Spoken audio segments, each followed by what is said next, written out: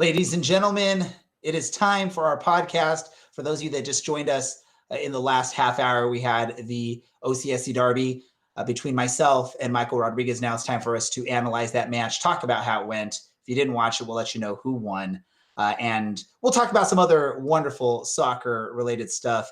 This is the Orange and Black SoccerCast. Towards the near post, deflect, and it's in! Darwin Jones with the response for Orange County. And it is a massive one, off the goal, dominant in the last 10. Forrester in the middle now, gets around a few defenders. Forrester with the outside right foot. What a strike by Mary Forrester. It's the opening goal for Orange County. He's looking for you. Heads it down, back post, opportunity and a goal! A beautiful goal by Orange County. This is the Orange and Black SoccerCast, the first and only podcast dedicated to Orange County Soccer Club, its fans, and supporters. Follow us on Twitter at OCSC_SoccerCast or on Facebook at Orange and Black SoccerCast.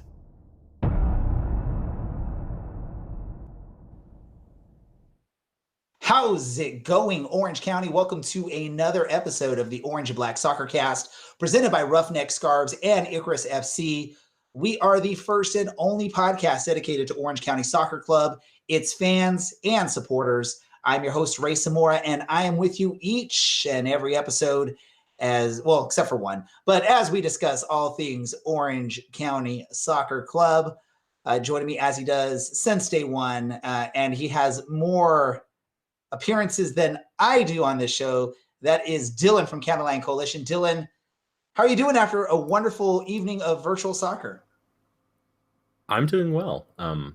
It was a wonderful evening. Actually, a really good time calling your game this week. I thought it was my best, which is not saying a lot, and I'm enjoying some ice cream now. So all in all, victory ice cream for you because you're an Orange County fan. Orange County won, regardless of which of us won, either between myself and my opponent, Michael Rodriguez, who we will introduce in just a few moments. But before we get to him, we got to introduce our other co-host here on the podcast, down from San Diego, although we didn't hear much of his voice on the stream of the match because of some technical issues, but he chimed in a little bit here and there. That is A. Underwood 48 from the Twitter machines in San Diego. Alan, how are you doing, man?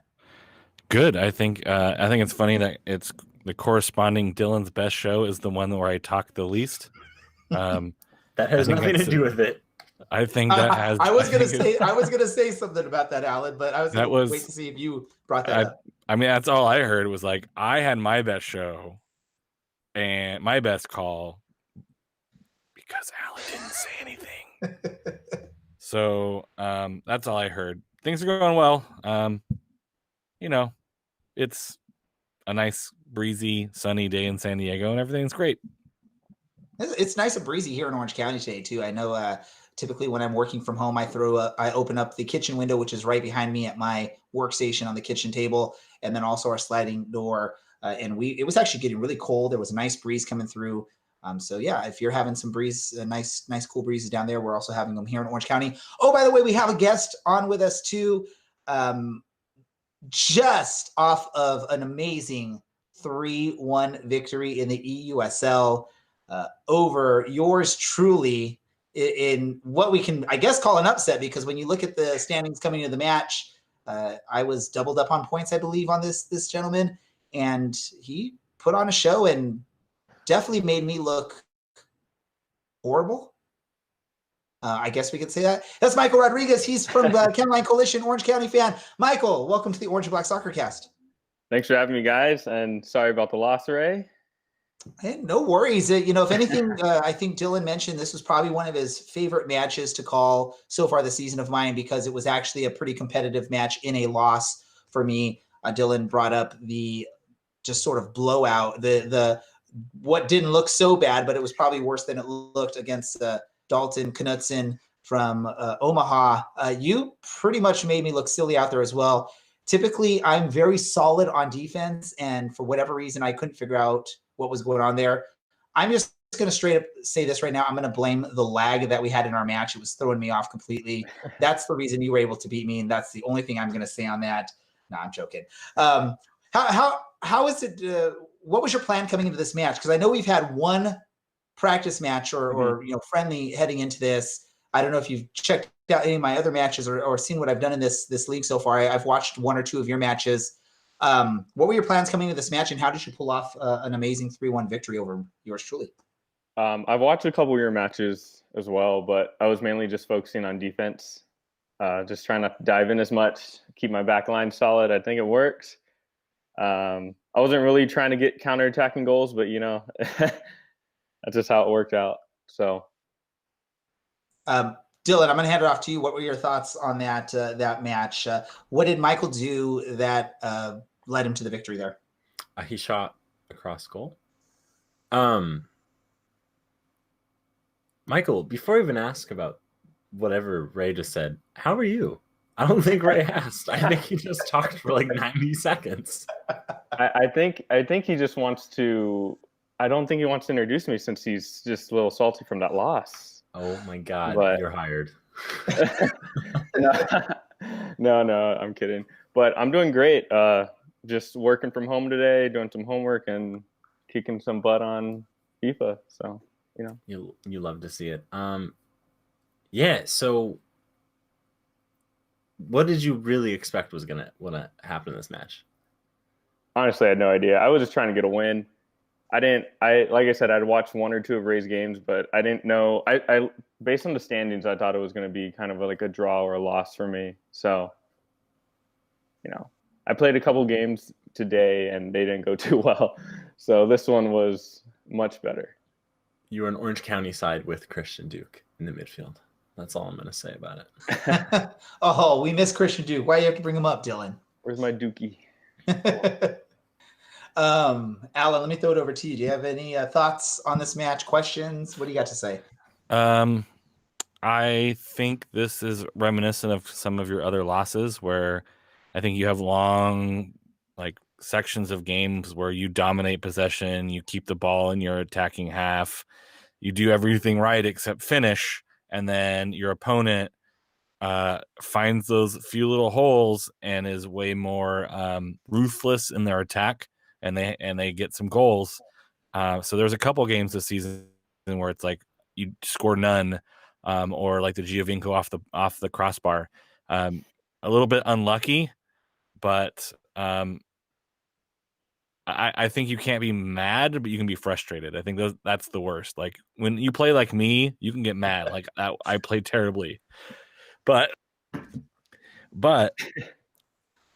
in this case, I thought you played well. It was just that's the way soccer works. Sometimes you can outplay a team for 80% of the game, but that 20%, he gets 3, you get 1. That's it.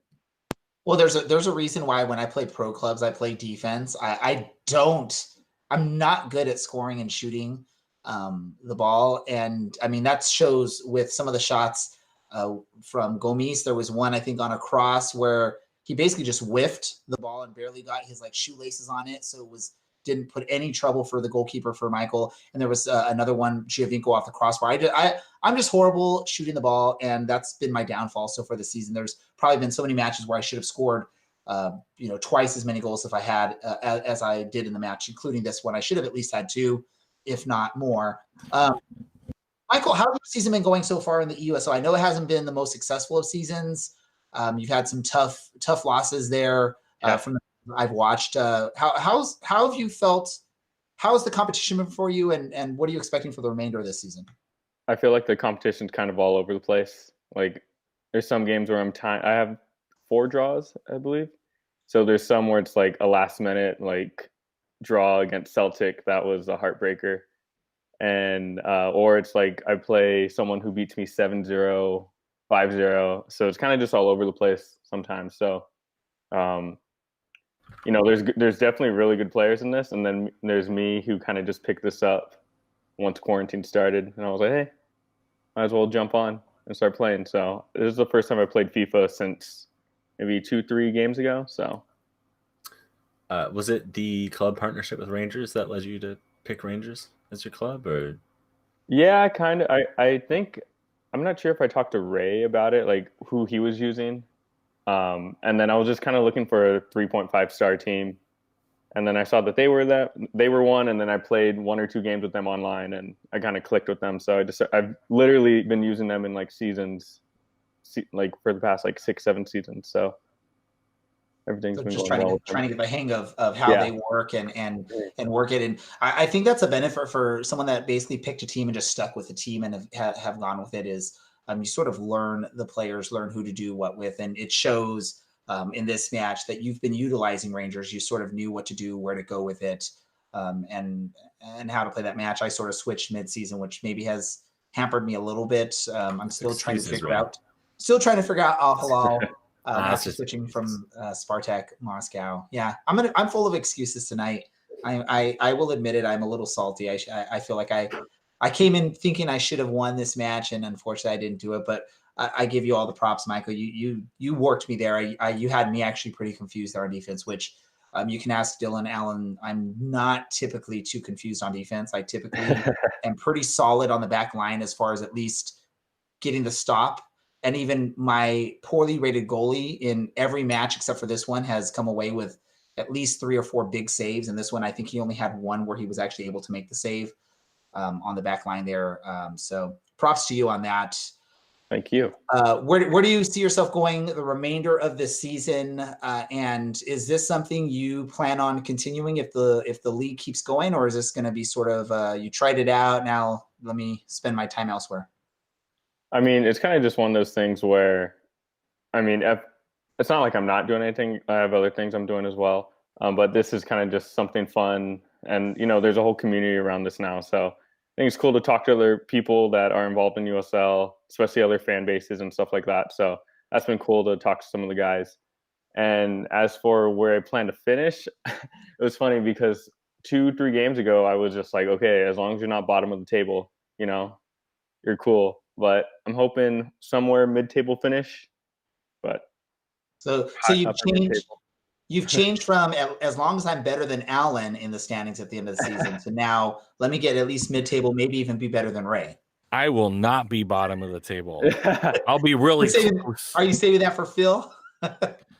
I'm just saying there's some guy named, he's just BYE, I think, on there. I think he's doing terribly. It's one of those weird things too, because you had some of these people that jumped on probably not realizing how long this season would go or what it was going to be, because we had probably a good 3, 4, maybe 5 dropouts league wide since the beginning, maybe even more than that. Allen luckily jumped on as a replacement, which has been awesome. Watching some of his matches, he tends to keep them close for about the first 40 minutes and then forgets that the matches are 2 halves or something about that. I know watching one of your streams, I think recently, Michael, you had a similar experience where like you actually held it, kept it competitive for like a half. And then all of a sudden the opponent's like, oh, okay, I was supposed to win by 6. Let me just score 6 goals really quick. Yeah, what does it feel like? I'm going to ask you first, then I'll ask Alan how he feels when that happens. What does it feel like when that happens to you in one of these matches where, you're keeping it competitive and then all of a sudden the opponent just jumps away?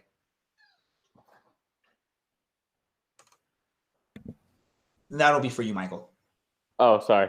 I mean, like, I think I know which game you're talking about. I played in the Phoenix guy. Yes. And I was, 20, 30 minutes in, and it was still 0-0. And he got 1, he got 2, and then at the second half, I think he got 4 more. And then I remember I talked to you about it, and then I said I looked at the standings afterwards and saw that he was in first place, and I was like, okay, I don't feel as bad anymore. Because I was like, man, that sucked. But like I said, there's a variety of different player levels in the league. Yeah. So, yeah, Alan, do you share the same type of experience as Michael there? As far as you keep it close, and then all of a sudden it's just you look at scoreboard and now you're down by 6 or 7. Yeah, I think it's been like every game, and I've lost by like 3 or 4 goals every game. But it's like I'll be within a goal or maybe even 2 if I'm playing terribly until like the 60th or 70th minute. And then he'll just score like, it seems like 42 goals in a row. Every shot he takes is just a goal and just like another one and another one and another one. It's like, who's that terrible DJ that keeps saying that? TJ Khaled. There you go. Khaled.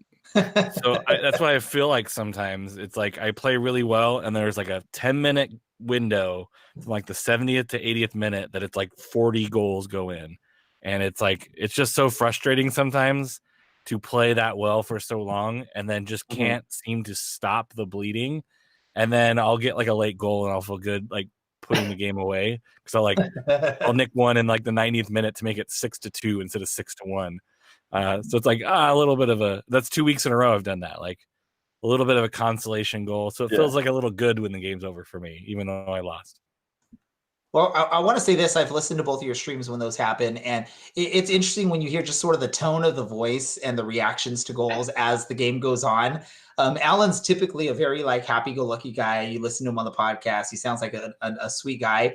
But when he gives up that 6th goal in the second half, all of a sudden you can even hear him wanting to just start cussing out the microphone and on his stream and just sort of dropping every F-bomb, S-bomb, whatever word he can think of. You can just hear that. And I think you could probably relate to that, Michael. I think I've heard that into you, like in some of these matches where like, you just want to scream, right? You just want to just like yell like, let's just end this, man. Screw this type thing. But props to both you guys. And I do the same thing. If I get blown out, I'm just going to jump back on. I don't care. It's fun for me. Yes, I want to win. I'm a competitive person, but in the end, this is just, this is a fun league. This is fun. And it is, like you said, Michael, a chance for us to find other FIFA players to sort of interact with that are also USL fans. So now you've met or at least interacted with USL fans across the nation. For all these teams. And I know Alan's jumped on the pro clubs. I don't know if you've jumped on the pro clubs at all, Michael, but you get to sort of talk to some of these other fans and actually interact with them on there because you're now doing like the voice chats and whatnot. I want to move on to some other soccer stuff, but before I do, Michael, I don't know if you have, you have to head out or if you want to hang out with us a little bit longer, what you want to do. It's totally up to you. Yeah, I mean, I can hang out. I kind of saw the itinerary that you sent. I watched some of the things we're going to talk about. You guys are going to talk about, so. Cool. Yeah, I never know when we have a guest on if they have other more interesting or just more real things to do than talk soccer / video games on a soccer podcast when there is no real soccer for us to cover, but we try to do our best. Let's do this and let's head on over to some other soccer stuff because Dylan's just sitting there with a cat in his lap. Yes, I am. Sounds very Dr. Seuss. Well, I could have gone with some other terms that wouldn't have been as PG, so I decided to go with cat in a lap. Let's. Are you going to recommend? My hands firmly grasped on my feline. Firmly grasped. All right. I don't want to know what that means, Dylan, so we'll just move on.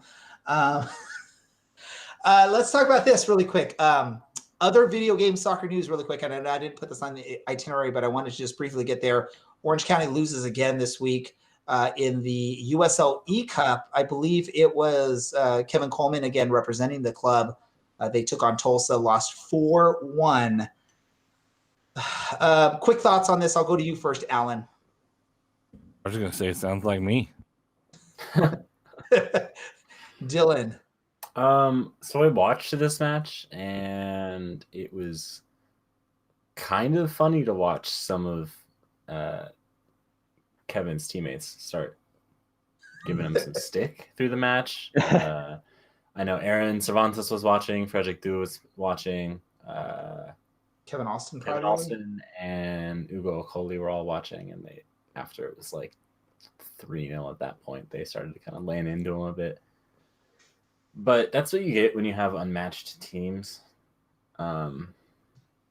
It's pretty disappointing. I'm not going to lie. You've got like a 2-star team playing, not in this situation, but you'll have like a 2-star team playing a 5-star team, and it's not even about who's better at that point. It's just about whether or not you have Christian Pulisic on your team, or Mo Salah on your team, or Paul Pogba if you're lucky enough to get France. It becomes so much less fun to watch at that point. So I have to say ESL has been infinitely better despite the skill gap being substantially larger. Interesting. And just so you know, Dylan, in case you weren't checking out our chats, we have someone watching on Periscope and or Twitter, Austin Tentacumbo, who's, I guess that's a play on the name of the famous basketball player with a difficult to say name, wanted to say hi to your cat. I'm sure Can she your cat says say hi hello. back? Yeah. Yeah, let's see. I heard a purr. There you go. That's good enough.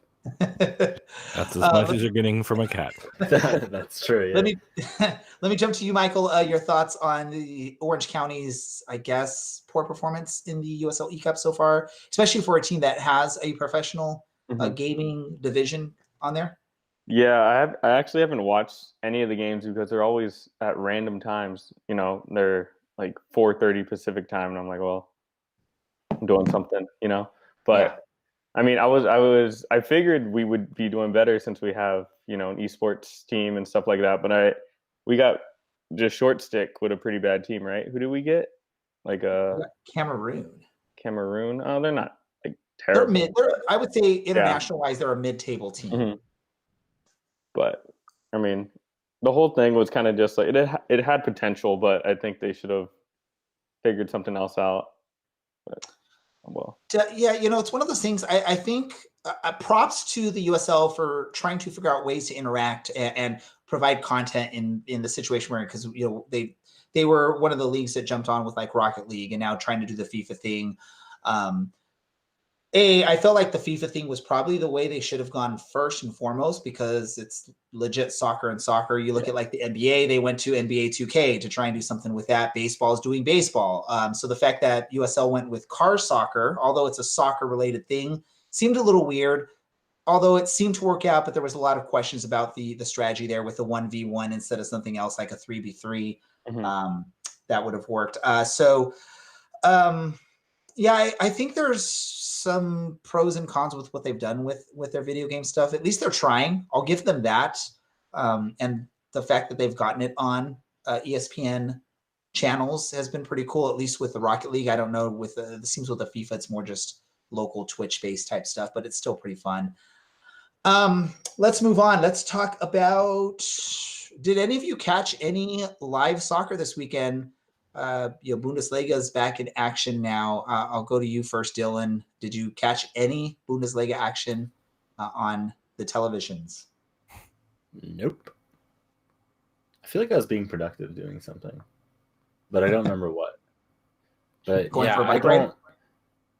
Oh yeah, that's what I was doing. No, I just don't particularly care that these leagues are like putting all these people at risk so that they can get advertising revenue and TV money. I don't stand that. All right. Well, we know where Dylan stands then. What about you, Alan? Did you catch any of the Bundesliga action this weekend?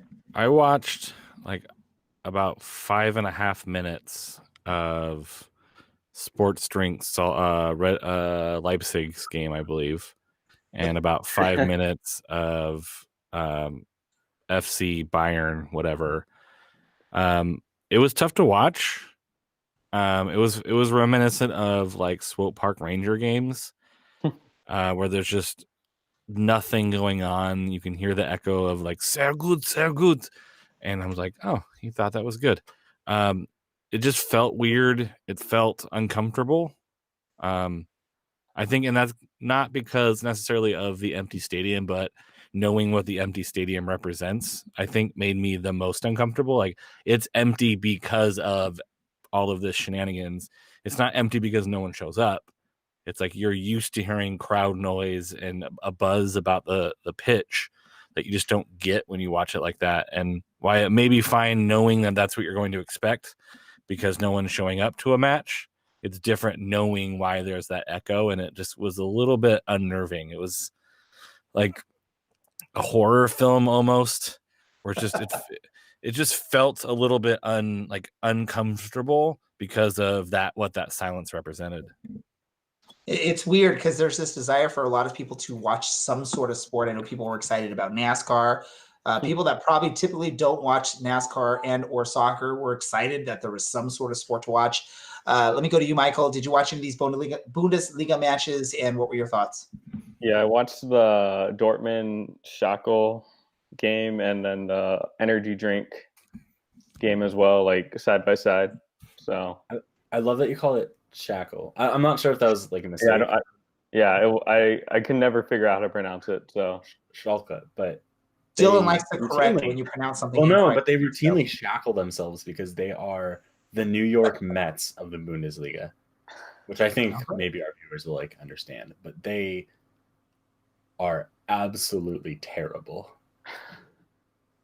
All right. Yeah, they got so funny. It's great.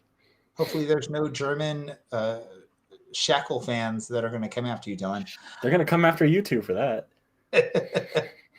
Yeah, I didn't catch any of the Bundesliga stuff. I've just never gotten into anything outside of Premier League and USL and MLS. And I've been so busy with so many other things. I haven't really had this, like, I need to watch live sport type of thing with that. So I haven't got a chance to catch that. I may look if there's any replays when I have some downtime on that, but definitely not something I've checked out. Let's move on really quick. I just want some quick reactions on this. This is a story that came out this week. I'm reading off of CNN's website. The title of this article is South Korean Football Club Apologized for Filling Stands with Sex Dolls. This was FC Seoul to make it, I guess, look more like a realistic game in their stands. They had some cardboard cutouts, but they also had what turned out to be sex dolls. Apparently people watching the match started going onto social media and saying, hey, I recognize those. Those are not regular old mannequins. Those are sex dolls, which has me question, how do these people know that these are sex dolls? But hey, it is what it is. Just quick thoughts on this, though. Let me go to you first, Michael, on this one. What are your thoughts on Seoul or FC Seoul putting sex dolls in their stands to make it look like there's, I guess, real fans?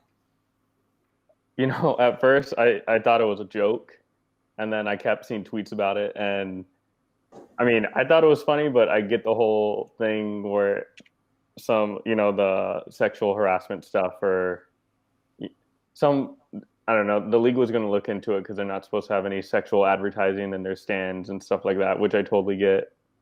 But I thought it was funny. And I mean, with everything going on, like, everyone's just trying to have some fun, make the best out of a situation, I guess. You know, apparently part of the reason why these types of, I guess, things were used in the stands is they're easily posable. Apparently, Alan, what are your thoughts on sex dolls in the stands in Korea? Well, the South Korean unemployment rate for sex dolls is incredibly high. You would think it would be the other way around, but I think they're just trying to find some work in these tough economic times. And look, if they're the ones that can make that sacrifice to go watch a soccer match live because they're robots or fake, then let's give those jobs the people who can do them the best. So I'm not very concerned. I think it's a little bit inappropriate that people are attacking these sex dolls as if it's, you know, it's a choice that they make. It's a job, and we should treat them with respect as the humans that they are. Yeah. You know, probably not the virus. You know, coronavirus, probably not the virus they have to worry about getting, or the viral infection that they have to worry about getting. If we're going to continue with this, like, low-hanging comedic effort. But Alicia Rodriguez from our good friends Angels on Parade. Thank you. I couldn't remember what it was called. I was like, Bulls on Parade? Obviously, where they got the name from. The reference. Yes. But she said she was struggling with, like, why people thought it was a big deal. And I was in the same way because they were dressed in clothes and they weren't in vulgar poses or suggestive poses at all. Like, it's just someone probably, like, someone in the marketing budget had like $1,000 or something, and they were like, yeah, let's buy a bunch of sex dolls and some clothes for them and throw them in the stands so it looks like people. There are much more pressing issues that face us, but this is definitely the hill we should all die on.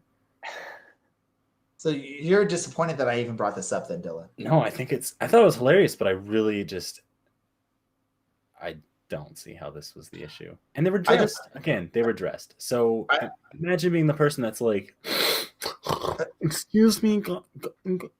Well, that brings up the big question, right? Is really it's the people that notice this with these dolls, like, dressed up like normal fans. It, like Dylan said, not in any kind of promiscuous pose or anything like that. They're like holding up signs or giving a thumbs up. So these people sort of looked at this and recognized, hey, that looks just like my toy that's in the closet type thing, or that's in, the toy that's in my living room or whatever, wherever it might be. I don't know why someone would keep one of these in a living room, but you never know. Props to the people that do that if they want to. So I thought that was probably the more interesting thing there is that someone's recognizing these as sex dolls, and apparently the team has to come out and say, yeah, actually, you know what? They were. We didn't realize it for some reason. And why would you admit that you recognize that? Just have some shame, people. I know we're like 10 weeks into this, but you need to still have some shame.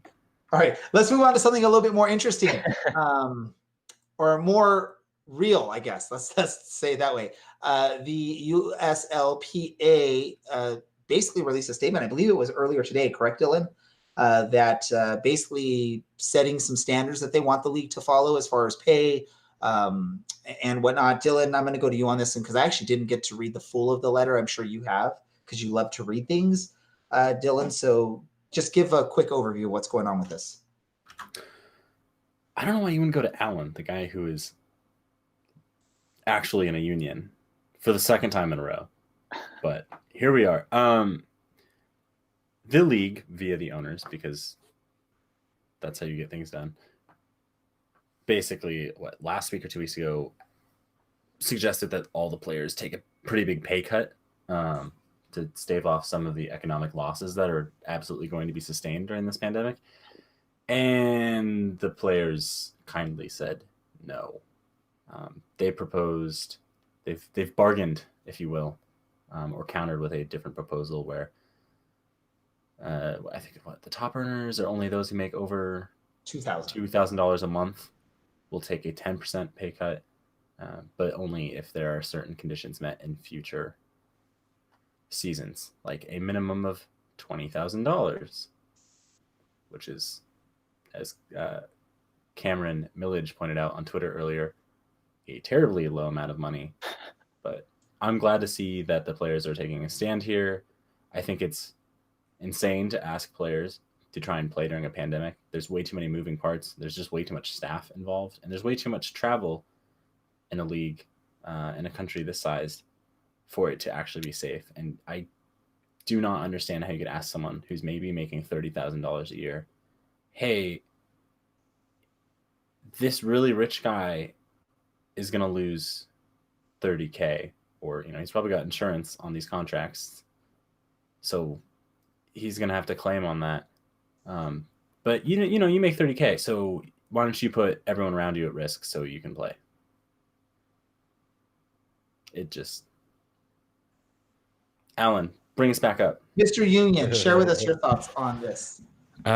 So when the Players Association was first announced, I think the biggest question mark was, how do USL players create leverage against the league? Because in negotiations, it's all about, if you have more leverage, you can get more done. You can get more done on your side, right? If you have no leverage, you're at the whim of the owners. And if you follow most major sports, there are some sports where the players have a lot more leverage and a lot more power, and they get a lot more out of it, versus other leagues where they don't, and the owners really take, I wouldn't say take advantage, but we can say take advantage of some players and the talent that they produce. So that was the big question. How do USL players create leverage in a negotiation? They have leverage now, because the team and owners are hemorrhaging money. Now, they have recognized the union, so the union is official. The union has said, we won't bargain for how we restart. We will follow whatever lead the league wants. But we want to bargain over money and what the players are getting paid. Now, the owners are in a position of having to pay these contracts. The players are saying the only way we're taking a pay cut is if you bargain with us for a pay cut. That immediately puts the players in a position of strength, or more strength than they would have. And they're going to use this strength to create some minimum requirements. And then once you get those minimum requirements on paper and signed, you have to bargain away from them, which means in good times, you can bargain from that basement up. So you're like building a house. So the problem with players having zero leverage is they're not building a whole lot at the bottom because they don't have a lot. They can't ask for a lot. But now that they can, they were smart to point out that the owners offered a baseline salary saying we won't go below 15 or 18 if you're not getting housing. The player said, oh, look, you agree that we should have a baseline figure. This should be the baseline figure. And now we're going back and forth. And what you're seeing is a little bit of bargaining out in the open where the players weren't before. They're, I think, in a little bit stronger position where they need to be vocal about what they're asking for. Because I think that when people find out how little some USL players are making, fans will be like, wait, what? And the players will have the support of their communities and support of their supporters groups. Let me go to you really quick, Michael. First, let me ask you, did you think you would get like a crash course in unions jumping on our podcast? And what are your thoughts on all this with the union announcement? I did not, but I'm glad I have more information on it now. Thanks, Alan. I did I was looking into this earlier.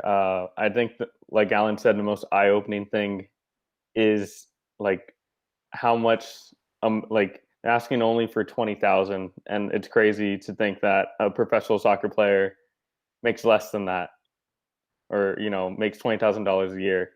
I knew they didn't get paid a lot, and especially with housing and stuff like that. But like, you can't live off that really, in California at all. So it's just very eye opening, and I hope the players get what they want. I know it's probably gonna take a little bit longer, but we'll see what happens. It'll be interesting to see where this goes. Most professional sports in the United States, there's some sort of union to back the players and interact and negotiate with the owners. It's one of those professions where you probably need that. It's something. There's some jobs where you may not always need to be in a union just because either the company is just a great company or whatnot. But in some instances, like with Alan's like shaking no, but in some instances like this with sports where sort of like, I feel like a lot of times more in contract type professions is where you really need these. You need sort of this backing from a group and something on there. So this maybe and hopefully will help out the players into the future and whatnot. Now, to be fair, the USL has been rather supportive of the union already by voluntarily recognizing them and voluntarily recognizing League One. I think that they've been responsive to the union. So I don't want this to come out as like the USL is a terrible league and they're taking advantage of the players. Like, to a certain extent, yes. And I think there are USL players that do get paid more than $20,000 a year. But I think what is stark is that there are League One players that probably make way less than that. And that it is a little bit shocking.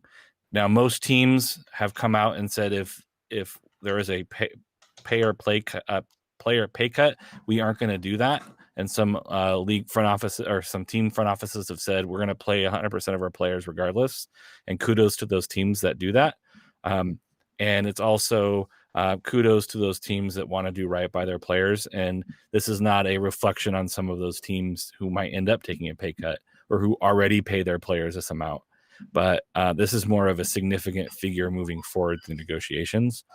So USL has done pretty well by their players in some aspects and made unionizing easy. So congratulations, league office, for doing the right thing for that. And hopefully this doesn't get into some kind of ugly back and forth. I think 2,000 is a palatable amount that the teams can do. And then it's, up from there. So there's a hashtag going around, hashtag stand with players or stand with the players.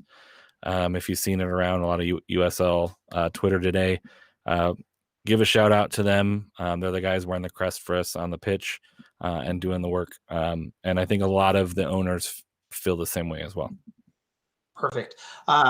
Let's go ahead and move on, and we're going to do some really quick reactions to a couple of news stories going on, and then we'll wrap things up here. The first thing I want to just sort of bring up, and just again, quick reaction on this. So MLS has officially canceled their All-Star game this season, along with some other tournaments and competitions they were planning on having or hosting or having this season. Really quick, what are your thoughts on that quickly, and what are the thoughts or what does that make you feel with the USL and the chances we'll get something from that league this season? I'll go to you first, Dylan. Who cares? Yeah, that's kind of the end of it. Like the guys that appear in the All-Star game are the highest paid players in the league. It's a dumb exhibition. It's meaningless. And it's not even entertaining like the NBA one. So what's the point of having it? Ever. Perfect. And thoughts on how does this have any thoughts on what you feel is going to happen with USL this season? I don't know if it has any thoughts on what is going to happen in the USL situation or the USL season this year. I don't see it really making a difference. I think the next 3 weeks are whether or not we come back in July or whether or not we come back at all this year. All right, Alan, what about you? What are your thoughts on the MLS canceling some of these events, and then thoughts on USL returning? I think it was bound to happen. I think maybe focusing on just league games and a shortened season. All these extra games in there and tournaments just elongate the season. I think that's what USL is going to have to do. They're not going to be able to play Open Cup, and that was pretty much the only extra. So I just think everyone's just trying to get some sort of regular season and modified playoffs in, and then that canceling those games just help. What about you, Michael? Basically what Alan said, it was expected, and it was basically to limit congestion and scheduling. So as for USL, I don't really think it affects it as much. Everything's kind of just going to happen when it does. So perfect. And then sort of piggybacking off of that, recently California Governor Gavin Newsom said sports could return by the first week of June, depending on how the numbers go over the next few weeks. I'll go back to you first, Dylan. Does that give you some positive hope in seeing some live sports in California, although it may be, no fans in the stands, some changes in the way things work? Does that excite you that we may see live sports, or are you not as hopeful? I'm not. I mentioned this a little bit earlier, but I'm actually worried for the players. I would rather these guys get paid and be safe and not see them play another game in 2020 or for half of 2021, because I don't want these guys to get sick. When you have states like Arizona, where 39% of the positive cases that they have are guys between the age of 20 and 45, that's as of Saturday. So who knows what it is now, but that's basically your youngest player on your roster up to your coach on a good amount of the teams in this league. Probably not great to have a team of 20 plus people. You get the 18 that are match day squad, probably 4 coaches, a physio. So 25 guys traveling from state to state. There's just too much potential there for guys to get sick and have no idea for 2 weeks. Perfect. Let me jump to you really quick, Michael, so Alan can't steal your answer if you guys have the same answer this time. I just think that, nothing should really, in the U.S. especially, no leagues or any sport should really play until everything's kind of solved. It protects everyone, even us. So, if they start having games with fans, it's going to affect everyone. And we just want to contain this as much as we can. So I know if the league even opens, or any league starts opening this season, it's going to be a little hard to go to a game and not be worried or go to a game at all. Yeah, no, definitely feel you on that. The scary part. And then also just sort of like, you look at it, I know Dylan mentioned team, coaching staff, physios. You also look at potentially teams will be having to find ways to have the media at these matches to help cover, because that's part of the sports, is you want the media to cover you and share stuff. And I know, speaking with some of the front office in Orange County, if and when sports do return, they're going to find a way to figure out how to get media coverage safely and what that's going to entail and stuff like that, which may mean media at these stadiums as well. Let me go to you, Alan, really quick, and then we'll wrap things up. Yeah, I think if we restart, it should be empty stadiums, and I think it should be when the players are ready to come back. I don't remember the guy's name from Watford, but he's been very vocal about his uncomfortableness returning to the pitch, and he's getting a lot of gruff over that stance. Troy Deeney, yeah, thanks, Dylan. I think that's the most important thing, that this is their job, and would you go back to work if you're uncomfortable? If like people who just wanted you to come back were like, you need to go back to work. It's like, I don't feel safe for me and my family, because we can't guarantee a protection and we can't guarantee that you won't get sick. I think once all the players are comfortable, doing an empty stadium, this is their job to make sure they're getting, they can earn a livelihood. But I don't think we as fans should expect sports to come back for us first.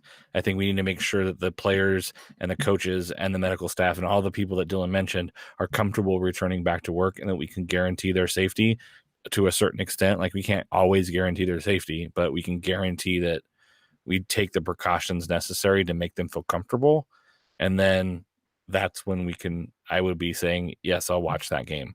Like, when the people involved say, yes, we feel safe, we feel like we won't get sick, they're doing this right, then I'll be like, all right, I'll watch it safely from home or on a device or something from somewhere, until they can guarantee the fans or media safety. Yeah, and I can feel we all got to remember that these players are people too. Just like you and me, they have fears, they have loves, they have passions, they have families, they have friends, they have lives outside of sports. So we got to make sure that they feel comfortable getting back into it, and we make it safe for them. I know there's a lot of people that can't make that decision. I know, looking at our chats here, I believe our guest from last week, out there in Florida, mentioned he sort of had to go back to work. He just really couldn't help it. He needed income, and that can happen to a lot of people. So, just hoping with sports, we look at it as this is really like extracurricular entertainment for us as fans. These players are thinking of their safety, their livelihoods, their future, their families, and their health. So we got to think of that. And props to anyone that is out there doing, working, putting their health at any kind of risk to do what they have to do, whether it is make money or work at a place or that needs to be open so that we can all go grocery shopping, eat, and whatever that may be on there. Let's go ahead and get things wrapped up here just for time purposes. We got to go ahead and wrap things up. Michael, just in case you didn't know, we typically wrap every episode up with a random thought. It does not need to be soccer related. It could be anything. If you're like Dylan and you like to read, you can recommend a book. If you're like Alan, you can maybe teach us how to play trombone or how to represent a union, if that's what you want to discuss. I'm going to go to you first, Alan, because you look disappointed in my comments. I think I repeated that last week, so go for it. My random thought is I cut my hair myself. I chopped it off. My wife helped a little bit. It feels amazing. I know it might look a little bit ridiculous, but whatever. I wear onesies with a hood and that have disco stormtroopers on them. So that's who I am.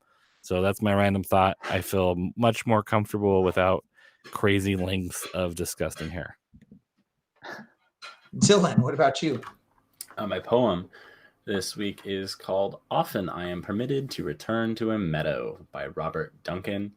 It's fitting because you can go outside, and I just ask that you are a responsible person who goes outside and socially distances, all that fun stuff. Yeah, stay away from me. I don't want to be not present company excluded. I don't want to be near people ever. So, but also if you're sending your child to a university this fall, you're kind of a sucker. Send them to a community college instead.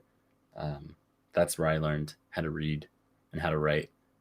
And I saved community college, huh? So much money in the process. Your high school did not teach you how to read or write, or your elementary school? Wow. No, they. Alan, what's going on in junior high? Not teaching kids how to read or write? I teach music, bro. I don't care if they can read or write. Oh, you know what? I did learn how to read bass clef when I was in 8th grade. Well, I played piano before. Anyway, send your kids to community college because they're not going to be able to go to class anyway. And they're going to get the exact same experience. Save the money, and let them figure it out in a low pressure, cost efficient scenario. Let me tell you, that's the way to live life. That's my pro tip. If you have community college questions, my @ Well, and if we don't, we'll figure it out in just a few moments. Michael, what about you? What's a random thought that you have for our listeners? Random thought. If you've been thinking about doing something during this isolation quarantine and you haven't done it yet, just do it. I never thought I would be running again, but I've started running the past month and a half, and it's been a great feeling. And so, if there's something you didn't think you could really do, just go out and do it, I guess. Yeah. There you go. Random thought for me, as you know, we've been just sort of calling out local businesses without any monetary compensation because we want to try and do what we can to help out, along with buying or spending money at these local businesses, just sort of representing them, talking about them. So earlier today, ordered some pizzas from a local pizza business, Porky's Pizza. They have 9 locations in Southern California, all across Orange County, a couple in Long Beach and a couple in Corona and Corona Hills, I believe. So get a chance if you want to order some pizza, order from them, support some local businesses that are trying to do their best to stay open and support the local economy. Rest in peace to any businesses, local and or nationwide, that have faltered under this. I believe Pier 1 is the most recent one that I've heard. And then also a local California sandwich shop, Specialties. Today was their official last day, so they will no longer be around as well. So hopefully we can minimize that by supporting these local businesses through all of this craziness going on. Let's go and wrap things up really quick. Michael, if our listeners want to watch any of your EUSL matches, or if they want to just hear what your thoughts are on any social media, share with them what you want to share. You don't have to, but if you want to share any of that, go for it. This is your chance. Everything, all my social media is going to be mrod32_. So that's for Twitter, Instagram, Twitch, tweet soccer, movies, music, stuff like that. So yeah. And you can watch his EUSL championship matches on his Twitch channel and hear his excitement and or disappointment in those matches throughout the season. Yes. And have some fun with that. Alan, what about yourself? Underwood 48 on the Twitter machines and Twitch, I guess now. Maybe there's a thing. Still look confused when you mention that Twitch thing. Dylan, what about yourself? You can find me on Twitter at OCSC_Dylan or on Reddit /u/OCSC_Dylan. Perfect. And you can follow myself on Twitter at DJ Racemore. You can also follow the podcast on Twitter at OCSC_SoccerCast. You can look for the podcast on Facebook, Instagram, Pinterest, Twitch. There's a bunch of places you can find us, YouTube. Look for us anywhere. Go to our website, OCSCpodcast.com, to find links to all of those wonderful things. Also, if you want to listen to any of our past episodes, you can do so there or on any of your favorite podcast sources. Hey, Ray? Yes, Alan. Ray? What's up? Ray? Are you tired of the same old uniforms and cookie cutter templates from 1980? Hey, let me tell you this. I am, and we're working on it. I'm trying to get a unique jersey. Tell our listeners how we're working on that. I mean, we're currently looking at a completely custom kit for our EUSL team, but you can get one for your youth club, Sunday League squad, or even pro team. You can get them now, so they'll be ready to go when you hit the pitch, when restrictions are lifted, and you can find that custom kit at Icarus FC, and they can help create the kit of your dreams at an affordable price. You can get one of these Orange County kits if you hit up Ray. We're trying to put together an EUSL kit for Orange County. It is great. You need to get this because when you see it in person, you're like, how do I get one of those? This is how you get one of those. You let them design your new custom kit today at IcarusFC.com. Way to ad-lib that, Alan. Way to ad-lib that. Yeah, we're working on it. We're working on the final stuff. I'm going to get a final mock-up from Icarus FC. I'm going to shoot out there images of it so you can see what it'll look like. You can we'll have a way that you can place an order if you want to get one of them. And the cool thing is Dylan, Alan, and myself, we all sort of put our thoughts into what it should look like. And it's something you definitely will be able to buy and wear to the matches once we can go back to Championship Soccer Stadium, because they'll fit right in with the atmosphere there at the stadium. You'll look like you're a true Orange County fan out there in these kits, which is pretty awesome. So keep a lookout for those. And if we get enough interest on those, we'll do a round 2 with a new design. We already have some thoughts on what we want to do with that as well, which will be pretty cool. So help support the first round, and we'll get a second one maybe next season, which will look pretty cool. For our guest, Michael Rodriguez, And for my co-host Dylan, for Alan, I want to thank you all for listening to our podcast. And to our super fan, Andy, for watching our match earlier today between Michael and myself. Thank you for doing so and watching that and supporting your fellow Orange County fans. I am Ray Samore. This is the Orange and Black Soccer Cast, and we are out. You have been listening to the Orange and Black Soccer Cast. For the latest Orange County SC news and information, visit our website, ocscpodcast.com. Also, thanks to our sponsor, Ruffneck Scarves, official scarf supplier to MLS, USL, and US Soccer. Get custom scarves for your group or team at ruffneckscarves.com.